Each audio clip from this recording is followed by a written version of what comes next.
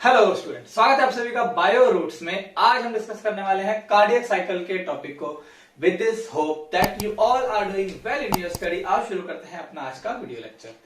सबसे पहले cardiac cycle की डेफिनेशन से शुरू करते हैं। तो कार्डियक साइकिल होता है all activity within the heart between two heart beat. दो हार्ट बीट के बीच में कार्डियक यानी हार्ट के अंदर कौन कौन से इवेंट्स हो रहे हैं, उन इवेंट्स को मिला दे तो क्या कहते हैं हम, कार्डियक साइकिल। वो इवेंट कौन कौन से हैं तो देखो एक बार समझ लेते हैं। हम मान लेते हैं कि ये एक ग्राफ के थ्रू समझाते हैं। ये वो फेज है जहां पर हार्ट जो है हमारा एक हार्ट बीट क्रिएट करता है। इसे मैंने नाम दिया this is first heart beat. और ये वो फेज आया जब सेकंड हार्ट बीट क्रिएट हुई, तो ये हमारी हो गई सेकंड हार्ट बीट। ठीक है। अब इस हार्ट बीट की शुरुआत से लेकर के यानी कि यहां से और इस हार्ट बीट की शुरुआत तक, जब ये शुरू होने वाला है जस्ट उससे पहले तक, इसके बीच में जो कुछ भी हुआ उन इवेंट्स को हम क्या कहेंगे, कार्डियक साइकिल। इसे ही क्या कहा जाएगा, कार्डियक साइकिल। एक कार्डियक साइकिल में बेटा 3 इवेंट होते हैं। पहले इवेंट का नाम होता है एट्रियल सिस्टोल। जैसा कि आप सभी को पता होगा, सिस्टोल शब्द का मतलब होता है कॉन्ट्रैक्शन और डायस्टोल शब्द का मतलब होता है रिलैक्सेशन। तो जो पहला इवेंट है उस इवेंट को कहा जाता है एट्रियल सिस्टोल। सेकेंड इवेंट का नाम है वेंट्रिकुलर सिस्टोल और थर्ड इवेंट का नाम है जॉइंट डायस्टोल। 3 इवेंट में कार्डियक साइकिल होती है। पहला एट्रियल सिस्टोल। एट्रियल सिस्टोल का मतलब क्या है, जब एट्रियम कॉन्ट्रैक्ट करेगा। दूसरा वेंट्रिकुलर सिस्टोल यानी कि जब वेंट्रिकल सिस्टोल करेगा। और तीसरा इवेंट क्या है, दोनों रिलैक्स करेंगे। जब दोनों रिलैक्स कर लेंगे, अपना रिलैक्सेशन का फेज खत्म हो जाएगा, उसके बाद फिर से क्या शुरू हो जाएगा, एट्रियल कॉन्ट्रैक्शन। तो इसको ऐसे समझेंगे, मान लेते हैं कि इतनी दूरी तक ये दिखाया गया है एट्रियल सिस्टोल, बाकी का ये वाला हिस्सा ये दिखाया गया है वेंट्रिकुलर सिस्टोल और ये पूरा हिस्सा ये दिखाया गया है जॉइंट डायस्टोल। समझ पा रहे हो आप लोग इस बात को। 3 इवेंट कौन कौन से हैं, पहला एट्रियल सिस्टोल, फिर वेंट्रिकुलर सिस्टोल और फिर जॉइंट डायस्टोल। ठीक है। अब ये सब होने में हार्ट में कितना समय लगा, ये कैसे पता करेंगे। तो सिंपल है कि 1 मिनट में कितनी हार्ट बीट होती हैं, टोटल टाइम को डिवाइड कर दो काउंट ऑफ हार्ट बीट से। एक हेल्दी पर्सन में हम सभी जानते हैं 72 से 75 आपकी हार्ट बीट रहती है। एग्जैक्टली हम 72 की बात करते हैं। तो अगर हमसे पूछा जाए कि time duration of single cardiac cycle यानी कि ये 3 इवेंट होने में कितना समय लगा। एक हार्टबीट, जब आपसे कोई कहेगा कि एक हार्टबीट पूरी हुई, तो एक हार्टबीट में हार्ट 2 बार बीट कर रहा है। एक बार उसके ऑरिकल्स बीट कर रहे हैं यानी कंप्रेस हो रहे हैं, और दूसरी बार उसके वेंट्रिकुलर जो सिस्टोल है वो क्रिएट हो रहा है, और तीसरे में क्या है, दोनों के दोनों आराम से एक साथ मिलकर रिलैक्स कर रहे हैं। टाइम ड्यूरेशन कैसे पता लगेगा, तो यहां पे आप लिखोगे सेकंड पर मिनट। 1 मिनट में कितने सेकंड होते हैं उसको ऊपर लिख दो और डिवाइड कर दो heart beat count in minute. 1 minute में कितनी बार हार्ट बीट करता है उसको आप यहां लिख दो। तो 1 मिनट में 60 सेकंड है, और अगर हम एक हेल्दी हार्ट की बात करें तो वो 72 टाइम्स बीट करता है। इसीलिए जो आपका डिवीजन आएगा वो 8.3 सेकेंड आएगा, यानी कि एक हार्ट बीट को पूरा होने में कितना समय लगता है? 0.83 सेकेंड। एनसीईआरटी में सिर्फ 0.8 ही दिया हुआ है और आप 0.8 से भी काम चला सकते हो। एग्जैक्ट वैल्यू क्या है? 0.83 सेकेंड। अब अगर आप ये समझ चुके हो तो एक पाई चार्ट के थ्रू हम इन तीनों एक्टिविटी को देखेंगे, क्योंकि देखो ये टोटल इवेंट कितनी देर में हो रहा है? 0.8 सेकेंड में, है ना। यहां से शुरू होता है और यहां तक खत्म होता है। ये टोटल इवेंट कितनी देर का है? 0.8 सेकंड का। लेकिन इसमें जो 3 इवेंट है सबका अपना अपना खुद का क्या होगा? एक टाइम ड्यूरेशन होगा। वो देख लेते हैं। एक बार मैं इसे रफ करता हूं फिर देखते हैं। देखते हैं अब हम यहां पे एक पाई ग्राफ के थ्रू देखेंगे कार्डियक साइकिल को बाय अ ग्राफ। देखो बहुत सिंपल ग्राफ है। हमें क्या करना है? एक पाई ग्राफ में एक सर्कल ड्रॉ किया हमने, जिसमें ये रेड कलर से जो बनाया जा रहा है ये दिखाएगा एट्रियल एक्टिविटी कि एट्रियम में क्या हो रहा है। और इसी के ऊपर हम ब्लू कलर से एक और सर्कल ड्रॉ कर रहे हैं जो ये दिखाएगा कि वेंट्रिकल्स के अंदर इन 8 सेकंड में क्या हो रहा है।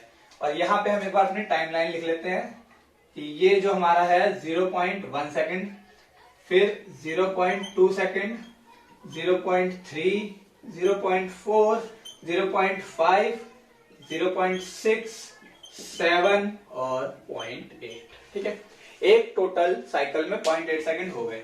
अब देखो 0.8 सेकंड में सबसे पहले एट्रियम की बात करते हैं। एट्रियम में क्या हुआ?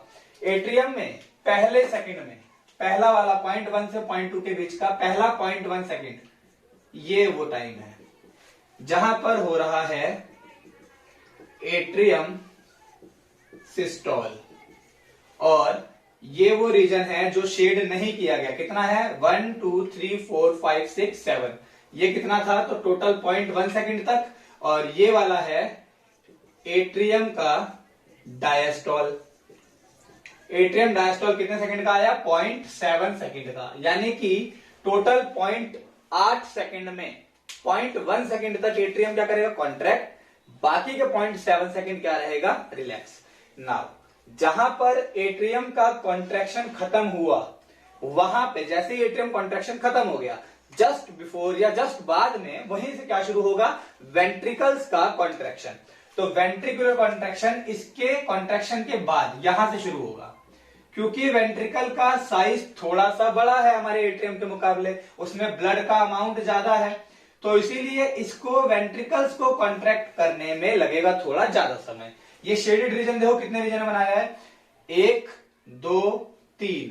तो ये वाला हिस्सा जो हमने बनाया ये क्या है हमारा? ये है वेंट्रिकुलर सिस्टोल। ठीक है ना। कितने सेकंड का है? 0.3 सेकंड का।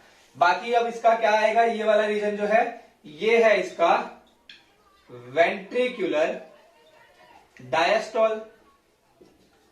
और ये कितना है? तो 1 2 3 4 5 0.5 सेकंड।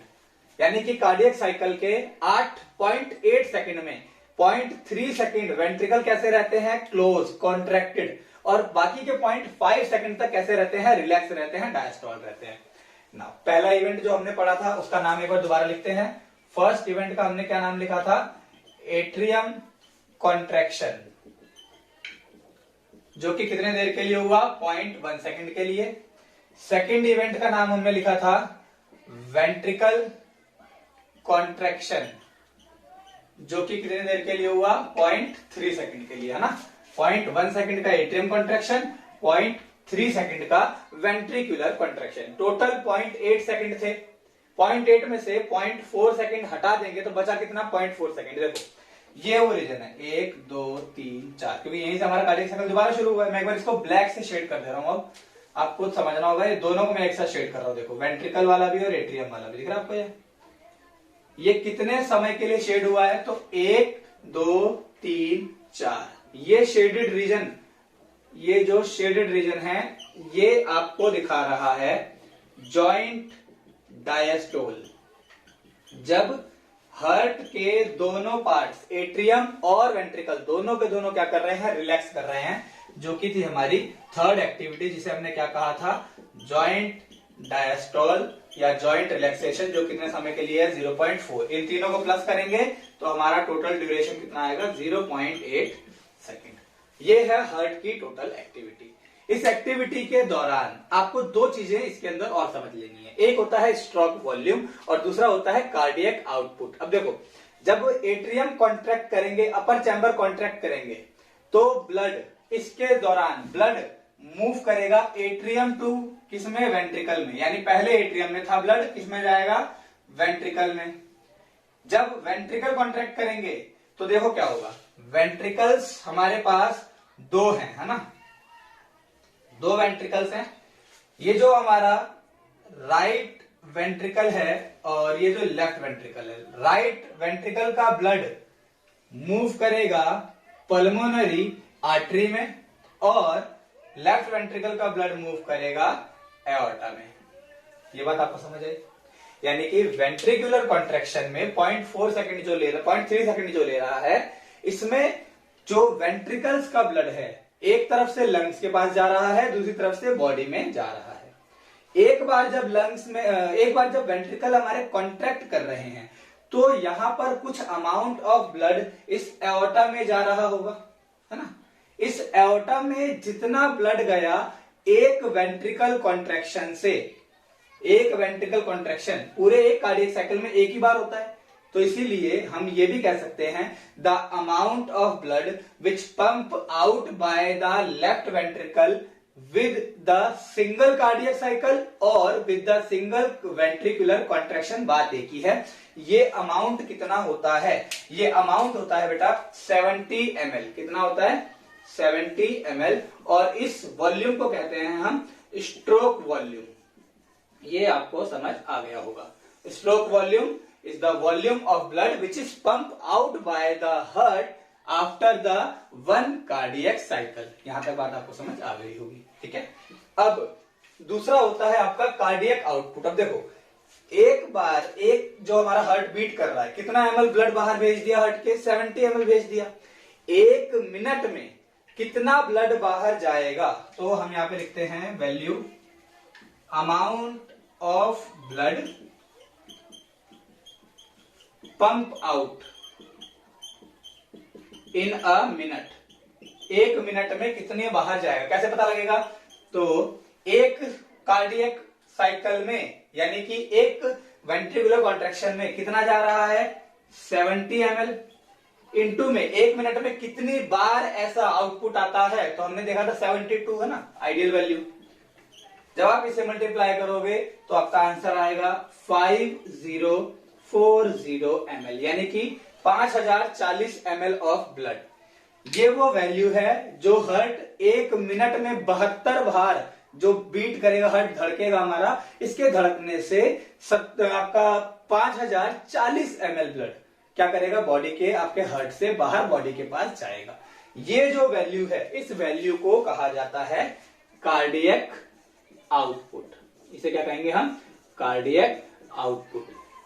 तो आपको दो बार समझनी है, amount of blood pump out by the heart after a one cardiac cycle, this is stroke volume, and the amount of blood pump out by the heart after 1 minute, this is cardiac output. ये कितना होगा, 5 litre से 6 litre. 6 litre क्यों कह रहा हूं, क्योंकि अगर आपका हार्ट एक हेल्दी है, एक एथलेटिक हार्ट है, एक एक्सरसाइज करने वाले पर्सन का हार्ट है, तो ये जो आपका स्ट्रोक वॉल्यूम है वो ज्यादा होगा, ठीक है। स्ट्रोक वॉल्यूम अगर 80 ml आ जाए और आप तब इसको एक मिनट से मल्टीप्लाई करोगे 72 टाइम्स से, तो ये अराउंड 6000 लीटर की 6000 ml के पास आपके पास में आएगा। अब सोचने वाली बात ये है कि एक ह्यूमन बॉडी में टोटल ब्लड होता कितना है, तो 5 से 6 लीटर ही होता है अडल्ट एक हेल्दी ह्यूमन बॉडी में। यानी कि पूरी बॉडी का ब्लड मात्र एक मिनट में आपके हार्ट के अंदर से सर्कुलेट कर गया। ये बात आपको समझ है। कार्डियक साइकिल बहुत ही सिंपल टॉपिक है, जिसमें हमने समझा कि कार्डियक साइकिल के 3 इवेंट हैं, कौन कौन से, एट्रियल सिस्टोल, वेंट्रिकुलर सिस्टोल और जॉइंट डायस्टोल। इसके अंदर हमने पढ़ा स्ट्रोक वॉल्यूम और कार्डियक आउटपुट। बस एक आखिरी और छोटी सी चीज हमें और समझ लेनी है, वो ये है कि देखो अगर आपसे कोई पूछे एक पूरे कार्डियक साइकिल में एट्रियम कितने समय तक डायस्टोल रिलैक्स कर रहा है, तो एट्रियम खुद अकेले कितने समय तक कर रहा है, 0.7 सेकेंड। ऐसे ही वेंट्रिकल कितने समय के लिए रिलैक्स कर रहा है, ये तो सिस्टोल है, रिलैक्स कितना है, 0.5 सेकेंड।